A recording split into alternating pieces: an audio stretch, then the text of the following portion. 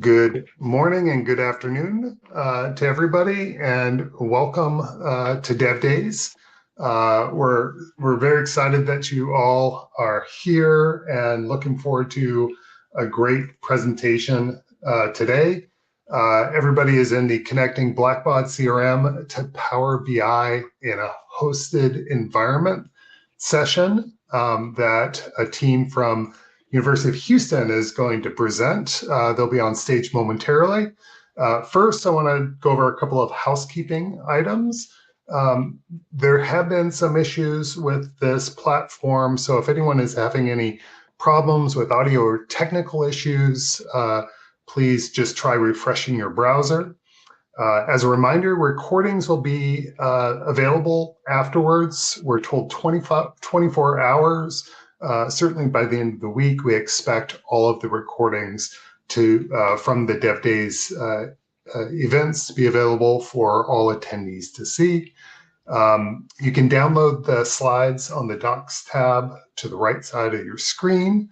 And then please feel free to use the chat feature throughout the session.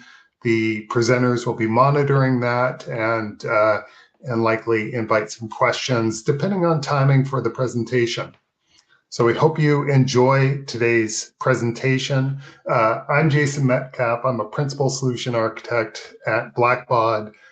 So pleased to welcome our guests, Joseph, Pragya, and Hung.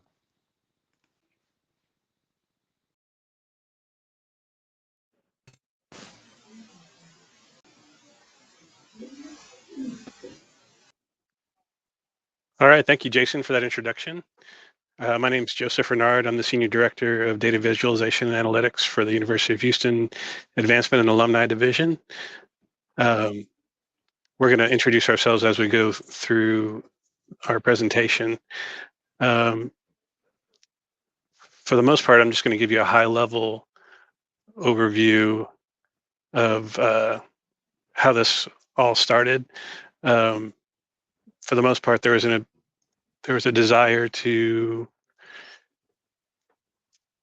create a leadership dashboard that was embedded on the CRM that would allow us to allow it to be updated in real time. So that was the goal, and with that, we did have some challenges. We'd only converted. Well, it'll be 3 years in November. So the first year we were a Tableau shop, and at the time we did not have read-only. So we did have to kind of work the data off the front end through info library just to get something surfaced. But as time went along, we did actually, through this community, got a lot of support, recommending read-only and things like that. Got a lot of support from Rebecca Sundquist as well. We worked very closely with her, and so those were overcome. And then, for the most, let's see if we go to the next slide. The next challenge was, once we had the read-only, was to create that connection. So that was a little bit more internal work on our side. We had to collaborate with our university IT division to sort of create that I forget what it's called, the Power BI gateway, and then kind of go from there. So with that, let's see if we can share the next one. With that, I will introduce you to Hung Tran, who will proceed with how we set up the gateway here at University of Houston. Hello all, my name is Hung Tran. I am the manager for application development here at the University of Houston's Division of Advancement. And I was tasked to kind of create this gateway so that we can use Power BI for our system or for Blackbaud CRM. And so I'm going to go over some of the requirements for building the gateway and getting that up and running. So some of the requirements here is that, of course, since we are hosted by Blackbaud and the Power BI reports are actually hosted on Microsoft servers, we need to have a way to connect Microsoft servers over to the database. And the way to do that is to create a gateway. The first requirement, of course, is if you're hosted by Blackbaud, you would need to have read-only access. And read-only access will provide you with a connection to the database since Blackbaud hosts the database. The second item here is you would probably need a computer or a machine that will then be your gateway machine. And I would assume that it's running the Windows operating system since this is a Microsoft product. The other requirements here are static IP addresses. And so your gateway is going to be exposed to the internet, and it needs to have a static IP so that Blackbaud can whitelist the machine or the IP address, because Blackbaud does not, for security purposes, does not let just anyone to kind of connect to their database, and so they require an IP to whitelist. And so you would basically send that whitelist over to Blackbaud, or your IP address over to Blackbaud, and they can take care of that part. So that takes care of the kind of gateway requirements. Going over to the next item here, once you have your read-only access, you will be presented with a screen in Blackbaud CRM that looks something like this. And so you have the OLTP connection string and all the information needed to connect to the transactional database. The OLAP is your data warehouse connection, and accordingly, it has its own connection strings and usernames and passwords. Once you make sure to probably have that open on like another tab or another window, because you're going to be using this throughout the process to create your gateway. So once you have that done, to test your connection, typically we use SSMS or SQL Server Management Studio to connect, and using the read-only access information from the previous screen, you can use those information there to put into the screens here to connect through SQL Server or SQL Server Management Studio. And the one thing to note here is that on the Options tab, you have a Connections property, and make sure that the Encrypt connection is checked. Going on to the next slide. So once you are able to connect with your database, then the next step would be to kind of download and install the gateway. So I have here two links. The first link is to where you can download the on-premises data gateway from Microsoft. And the third or the second link here is basically a step-by-step guide from Microsoft on how to install the gateway. So we're not going to go through the step-by-step that Microsoft has to install the gateway. It's basically pretty simple to kind of go through, so I won't be showing that here. But you can always look at the link to be able to see that. Sorry. So once you download and install the gateway, you will be presented with something like this once your gateway is completely installed. And you want to take note of the name of the gateway, which in this case, it's Personal HTTRAN34 Standalone. You'll be using that name at a later point when it's needed. So once you have the gateway up and running, the next part here is to either create your Power BI account, or you log into Power BI. And this is the website link for that Power BI. So once you are inside of Power BI, on the top right corner, there is a gear option, and you can click on that. And under that, once you click on that, that would open up a settings menu. And in that settings menu, there should be a manage connections and gateways. When you click on that, you can then be able to see your on-premises data gateway that you had just created, which is on the second tab here. And you can see that it's the one that I had mentioned a while ago, personal HTRAN 34 standalone. So once you have the gateway here, then the next step, you can go and create a new connection to connect to that gateway. And that's just on the first tab of the same screen. You can click on this the new button up at the top left to create a new connection. In the connection menu or pop-up, you will use the similar read-only access information from the first screen to be able to populate some of the information here. And so take a note that the first option here is on premises. You want to have that radio checked there, and just go through the list of inputting all the information kind of necessary with these stars. And you can kind of see here some of the items that I've highlighted. The first one is, of course, the name of your gateway. The connection type here, SQL Server, is a drop-down. So you can select that as a drop-down.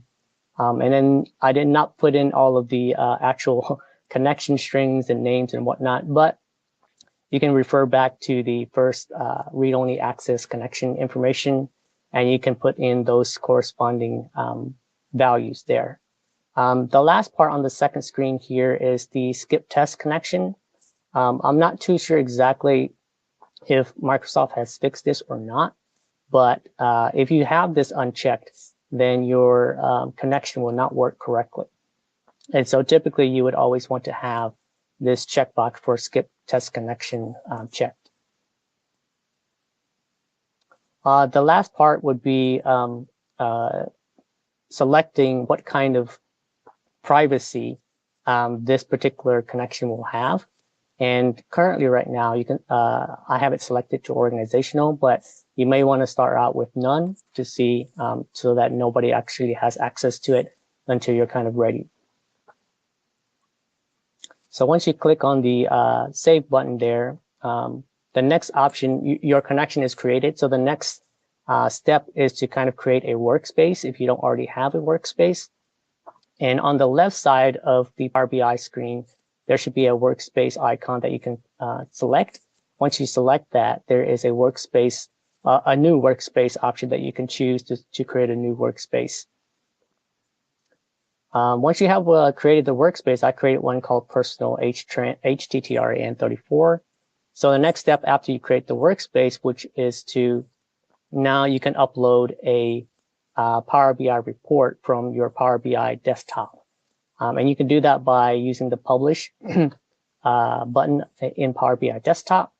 And once you do that, you should have an option to choose the workspace that you want to upload this report to. And so in the screen, I have selected my personal HTTRAN 34 workspace. And once it's uploaded or published, you will see something like this onto Power BI. And I've uploaded a beach ball report, good for the summer, I guess. But there is, under the semantic model of the report, you have options with 3 dots. If you click on those 3 dots, you will get a list of things that you can choose. And one of the things that you need to choose would be to choose the settings so that you can connect this semantic model to the gateway. So once you select the settings, it will take you to these these settings for the actual semantic model. And in the semantic model, there should be a gateway and cloud connections that you can choose.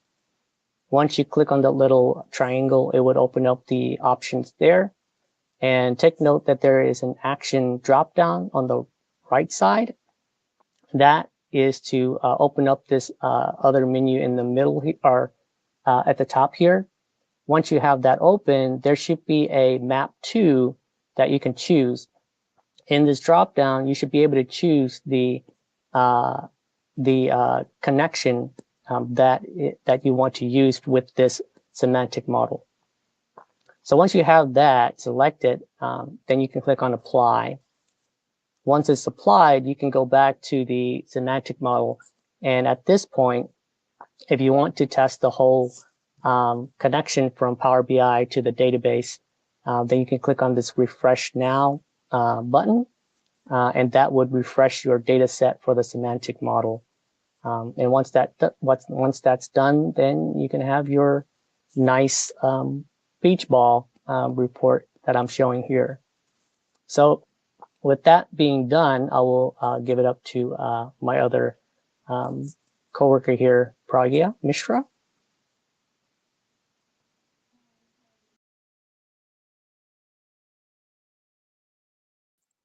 Right. Hello, everyone. My name is Pragya. I work as a program director at University of Houston. I deal with data pools and making fundraising dashboards. So moving on, we'll talk about connecting Power BI to Blackbaud CRM now. So at this stage, we are ready to connect Power BI to Blackbaud data source, which in our hosted environment is usually a SQL Server database. We begin in Power BI desktop by selecting Get Data, choosing SQL Server as our source. Once there, we enter the server name and database credentials. This is typically a read-only account set up specifically for reporting, which helps protect the underlying transactional system while still allowing us to build powerful analytics. There are two main ways to proceed. We can connect to the entire database, or we can use a custom SQL query. Connecting to the entire database means Power BI will display all available tables and views. This is ideal during early development or for exploring work or for exploring the database when we want to understand the data landscape. It gives us flexibility to pull in multiple related tables and explore relationships directly in Power BI. However, the performance and governance reasons, we often shift to custom SQL queries in production reports. Custom queries allow us to be precise, bringing in only the columns and records we need for a specific report. So this can significantly reduce load times, make data modeling simpler, and reduce the refresh burden on the gateway. So regardless of the method, once we load the data in Power BI, we move into shaping and modeling. So which is where, the true analytics pipeline begins. So now we'll talk about data prep and modeling in Power BI. Once the data is in Power BI, we move into data preparation using Power Query. This is where we clean and shape the data. So we're removing any duplicates, handling nulls, renaming fields, and applying business logic. We also perform joins between key tables like donors or gifts or campaigns to create a unified data set. At this stage, we begin building our semantic model. We define relationships between tables, enforce referential integrity where possible, and start creating measures and calculated columns. So, for example, we calculate total gifts or year-over-year comparisons or average gift size by fiscal year. And with our model in place, now we can think about, building and how do we build and publish our dashboards. So we can use card visuals to create or highlight KPIs, column charts for comparisons, slicers to allow users to filter by range, campaign, or gift type, bookmarks are particularly useful for navigation across reports and sections. So once our visual design is finalized, we publish the report to Power BI server. It's important at this point to go into the dataset settings and map the gateway we installed earlier. This ensures that the Power BI server knows how to access the on-premise database. So we also set up we can also set up a scheduled refresh, usually daily, but it can be weekly or hourly depending on how fresh the data needs to be.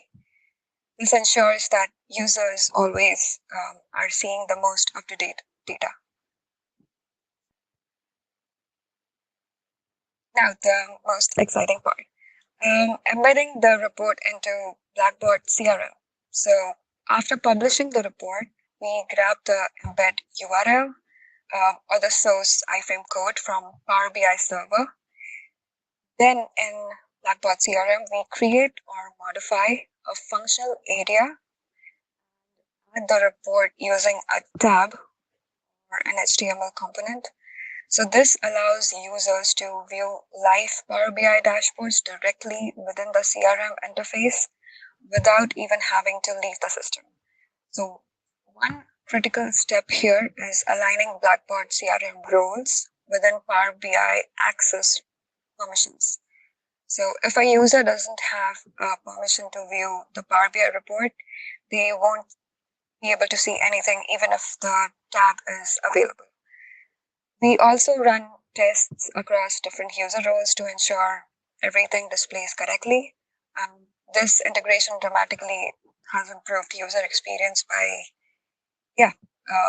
bringing data insights into our daily workflow. Now let's talk about automating report refresh with Power Automate. So to take our solution to the next level, we've added automation rather than relying solely on scheduled refreshes in Power BI service. We created a flow that triggers refreshes based on specific events, like when data is imported into a source system or a nightly schedule after a batch updates. So we can also configure alerts to be sent via Teams or email to notify admins whether the refresh was successful or not. This ensures that reports embedded in CRM always reflect the most accurate data without manual intervention. So the Power BI automate flows can be expanded to include more advanced logic, such as cascading refreshes across multiple data sets or triggering follow-up actions if certain thresholds are crossed in the data. Thank you so much. I'll let Joe take over. Okay, we do have some time for any questions you might have for us.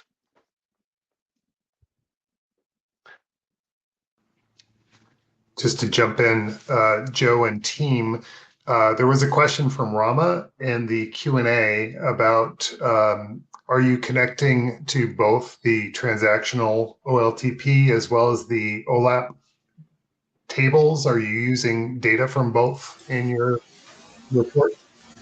We are connecting only with the data warehouse. Initially, we had a table that was customized prior to go live. So we've referred to that because it has all of our financial rules and how we define commitment cash and the like. So yeah, there's also the case of we don't want to use the transactional database for most of our reports because some of the data is not cleaned or not calculated correctly how we would like it to be calculated.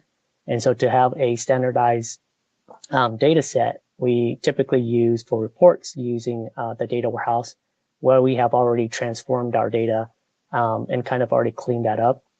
And so while we can use the transactional database as a another database connection, we typically don't, but we have that option to do it.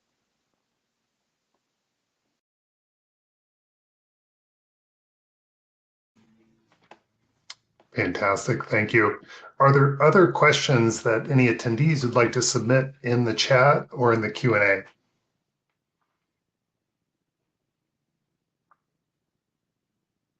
And maybe while we wait for those to come in, Joseph and team, I'm curious, are you seeing advantages of using Power BI and Power Automate over the Tableau stack?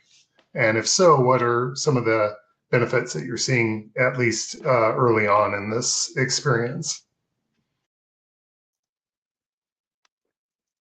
Definitely, we do see some ability to leverage more of the Microsoft suite, so to speak. The university is a partner with Microsoft, so we have we don't have any fees in terms of licensing, and then you combine that with the ability to use Power Automate and Power BI and SSMS, all together. It's been, I would say, a little bit more efficient than Tableau. So to answer Ramia's question about, so you have data extracts created from your transactional database. Yes, we do have a data warehouse that we run on a daily basis that transforms the transactional data to be created some flat, I guess you could say flat tables in the data warehouse. And that is basically what we use as our data sets for our Power BI reports.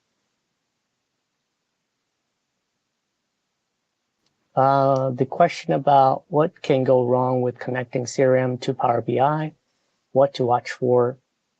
So some of the things to watch for connecting Power BI to CRM, not really about security, but for if your gateway is behind a firewall, you may need to open up some port forwarding so that you can connect the gateway to the database or so.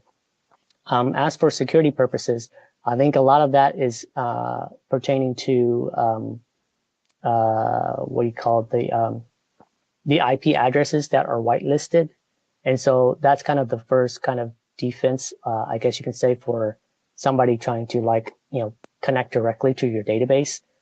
So that could be a challenge to do that. Does anybody else want to kind of respond to this? I don't know if there's any other anything else that I would kind of add on, or is that answer kind of sufficient for you, Anna?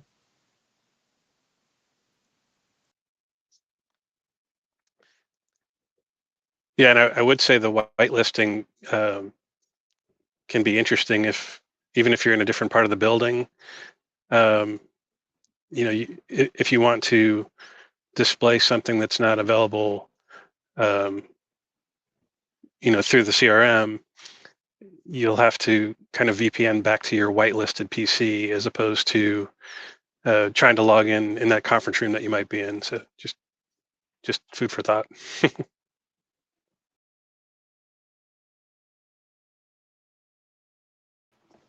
Those are great insights, probably learned through blood, sweat, and tears. I see there's one other question. Is there a way to keep the read-only database credentials up to date in a more automated way? Unfortunately, no. I mean, the refresh of the passwords and whatnot for the read-only access, it gets refreshed around like 60 days, every 60 days or so. And so maybe what you could try to do is to create like a meeting invite or something in Outlook where it will remind you every 55 days or something like that to refresh your passwords.